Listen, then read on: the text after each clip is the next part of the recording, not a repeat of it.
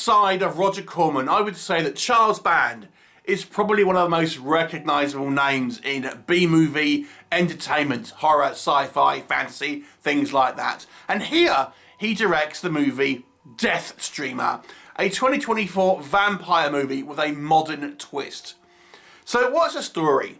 Well, it focuses on a vampire who is using streaming to live stream his kills and seductions to a select audience. Now, he has his reasons for doing this, and these live streams are inadvertently captured and viewed by this group of podcasters who do kind of paranormal investigations and things like this.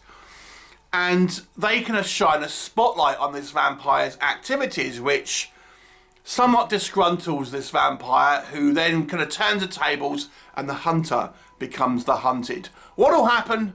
You'll have to watch the movie and find out. The way the vampire drugs and effectively kills his victims is obviously a kind of metaphor for date rape and drugging women and then raping them and things like that.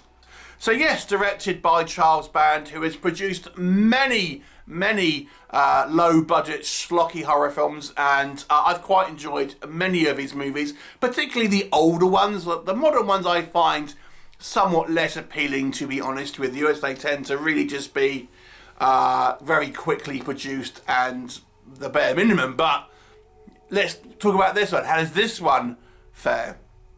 Okay, so what works about this movie? I will say the idea here of having live streaming incorporated into a horror movie is obviously a very modern phenomena, and it's interesting to see how the advance of modern technologies and the way people socialise incorporated into entertainment, even the low budget B movies such as this.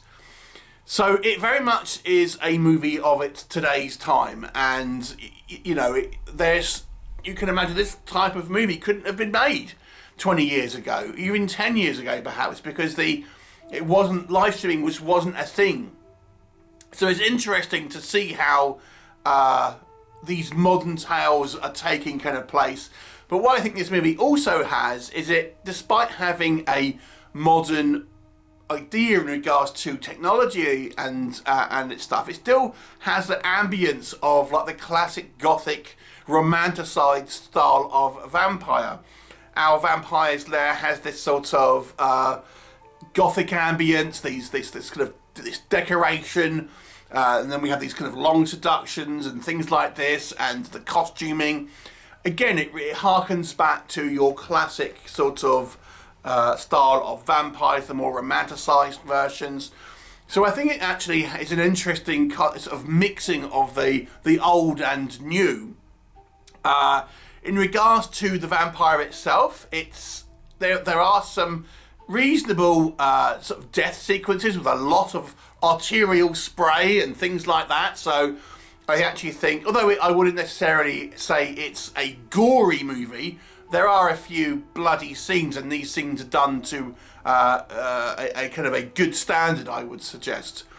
The movie also has some relatively strong protagonists. We have these three podcasters, and to be honest, we spend most time with these people, and as such, they are quite well drawn. We have this guy who's the sort of director, self-proclaimed director of these podcasts, who's a bit of a coward, and these two kind of female assistants who are running this podcast out of an abandoned church, and they come across as personable and somewhat kind of fun characters, I have to say.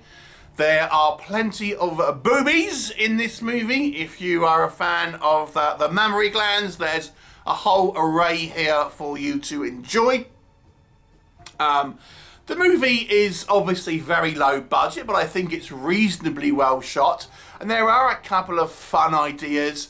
I like the way that kind of the vampire sort of psychically searches for these podcasters, and we kind of see a graphic of his eyes. And yes, arguably it looks a little cheesy, but I kind of like the idea of it. And we also have a way one of our female protagonists fights back against the vampire, which I thought was quite fun. So what doesn't work in this movie? The plot isn't exactly deep here. It is a simple plot.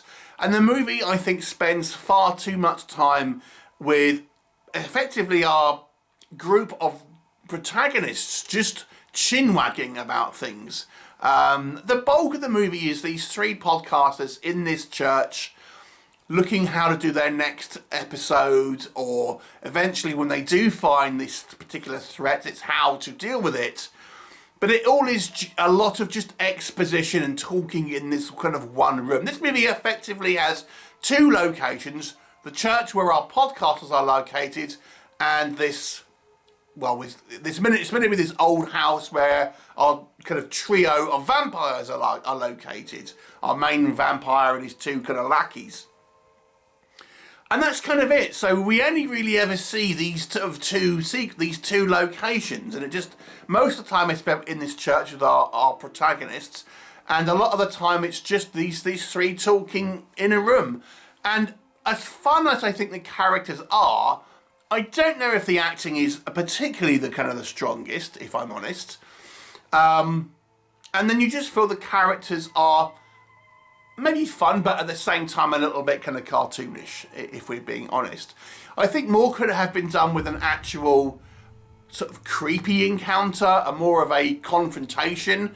I think the end of the movie feels extremely rushed, and the inevitable conclusion where our parties meet, you might say, seems a little bit short-lived. So, you know, I wasn't so keen on that, to be honest. And even the final reveal, again, it just seems to kind of come out of nowhere. I don't think was particularly kind of well earned. The movie has a sort of cheapness about it, as a lot of these kind of full moon productions do.